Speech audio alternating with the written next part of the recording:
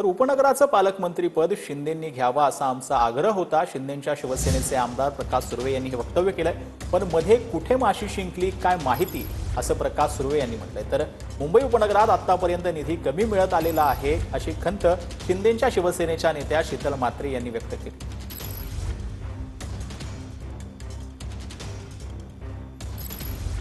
मुंबई उपनगरात आतापर्यंत कमी निधी मिळत होता असं शीतल म्हात्रे यांनी म्हटलेलं आहे। तर मुंबई उपनगरात आतापर्यंत कमी निधी मिळत असल्याचं देखील शीतल म्हात्रे यांनी म्हटलं।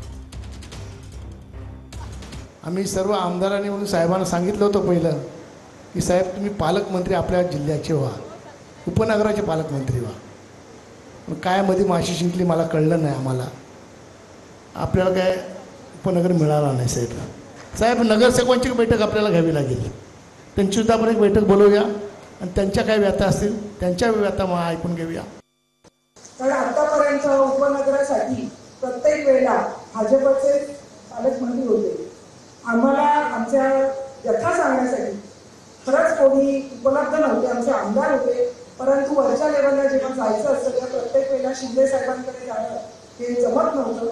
निधी मुंबई उपनगरामध्ये अतिशय कमी मिळालेला आहे। ज्या पद्धतीने शहराला मिळालेला आहे त्या तुलनेमध्ये मुंबई उपनगरामध्ये नगरसेवकांना निधी हा कमी मिळालेला आहे।